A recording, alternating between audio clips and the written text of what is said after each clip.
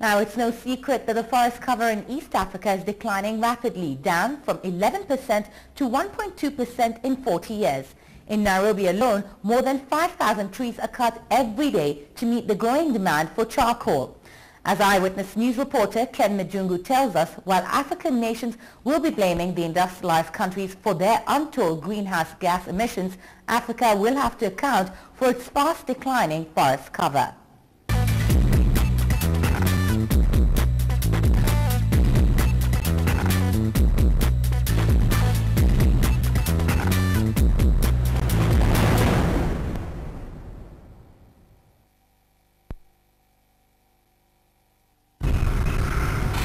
In 8 years, 70% of Kenya's forest cover have been cut down. Human beings have invaded forests, indiscriminately felling trees to create space for human settlements, farming and charcoal burning, which is the primary means of cooking. This was once a gazetted forest land with both indigenous and exotic trees, but now a pale shadow of what it used to be, human activity blamed for its current state.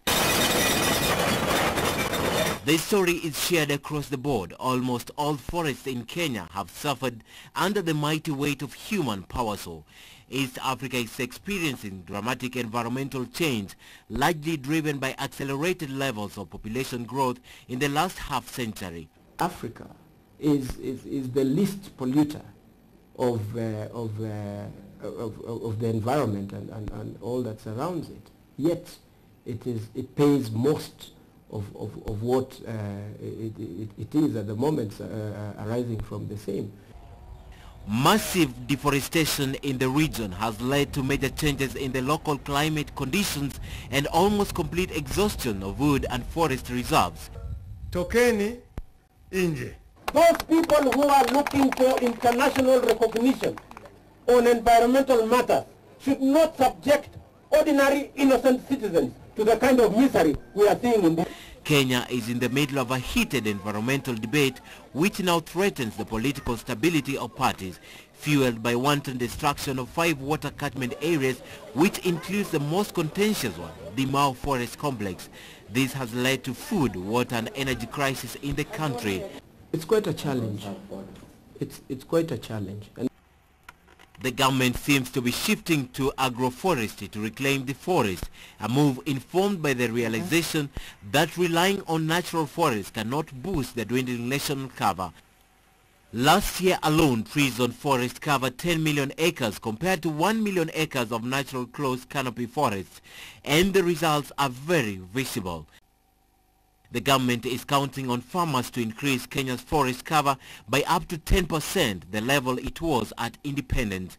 And to do this, the government has lined up incentives such as low interest rates on loans to motivate farmers to grow trees on their land to mitigate the effects of decades of deforestation. it could be part of the solution. Agroforestry is part of the solution because there is science in it. The only problem is that everyone is becoming an expert, and this is a very dangerous situation. However, questions are being asked whether the forest policy adequately addresses the issues of forest conservation, and new forest legislation is also required to implement the policy. I'm happy with the efforts that are being made by Kenya Forest Service. They are very vibrant. They have come up with a plan which is also within the 2030 vision.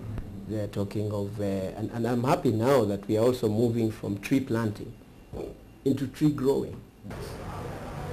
Also in the list of key elements include expanded mandates in the management of all types of forest, involvement of adjacent communities and other stakeholders in forest management and conservation, and proposed institutional transformation of Forest Department into semi-autonomous Kenya Forest Service. It starts with the little things that we do.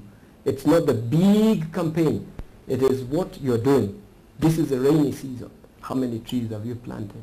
If you haven't planted one, then you need to start doing it.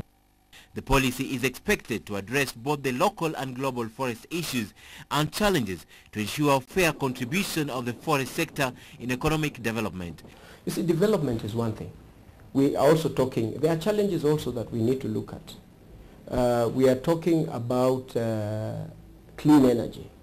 What would happen today if Kenya realizes that it has oil that is available?